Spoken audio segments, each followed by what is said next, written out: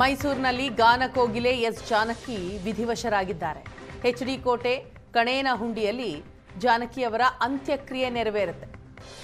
ಸಾಕು ಮಗ ನವೀನ್ ಫಾರ್ಮ್ ಹೌಸ್ನಲ್ಲಿಯೇ ಇವತ್ತು ಅಂತ್ಯಕ್ರಿಯೆ ನೆರವೇರಿಸೋದಕ್ಕೆ ತೀರ್ಮಾನ ಆಗಿದೆ. ಸಕಲ ಸರ್ಕಾರಿ ಗೌರವದೊಂದಿಗೆ ಜಾನಕಿ ಅವರ ಅಂತ್ಯಕ್ರಿಯೆ ನೆರವೇರಿಸಲಾಗುವುದು. ಅಂತಿಮ ವಿಧಿವಿಧಾನ ನೆರವೇರಿಸಲಿದ್ದಾರೆ ಮೊಮ್ಮಗಳು. But her gentle nature, kindness, humility, which will stay with me forever.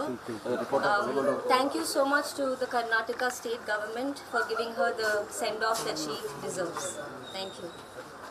But final just few ಮಾಡ್ತಾ ಇದ್ದೀರಾ? Finals. Yeah, I'll be doing the final rituals today. Yes, so. Mic ಸೈಡ್ಲೇ ಕೂಡ ಬಂದಿತ್ತು ಸೈಡ್ಲೇ ಕೂಡ ಬಂದಿತ್ತು ಸೈಡ್ಲೇ ಕೂಡ பெரிய இழப்பு எல்லாருக்கும். அண்ட் என்னோட பெரிய பொண்ணு வர்ஷா அண்ட் அப்சராவோட அப்பா முரளி கிருஷ்ணா எல்லாருக்கும் அண்ட் உங்களோட குடும்பத்துக்கெலாம் நாங்கள் எப்படி நன்றி சொல்கிறதுன்னு தெரியல. பிகாஸ் ஃபேன்ஸ் அம்மா எப்போவுமே சொல்லுவாங்க, நான் அம்மா தான் கூப்பிடுவேன். ஃபேன்ஸ் தான் அவங்களுக்கு ஒரு ஜீவன். நாதம் என் ஜீவனேன்னு பாடியிருக்காங்க. ஃபேன்ஸ் தான் அவங்களோட ஜீவன். She live in all of you and she will continue to do so.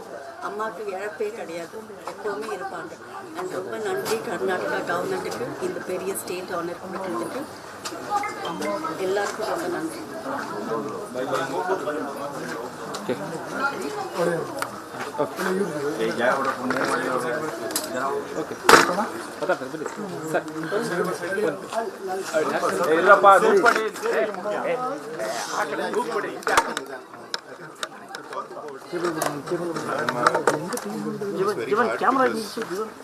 Everybody knows about her legacy. Everybody knows about her body. I think, as they say, she is Sakshat Saraswati in human form.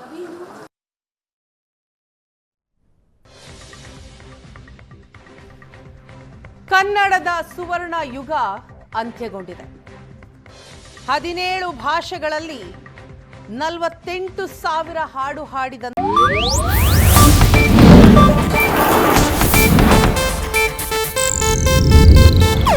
ಇದು Asianet news network ಪ್ರಸ್ತುತಿ.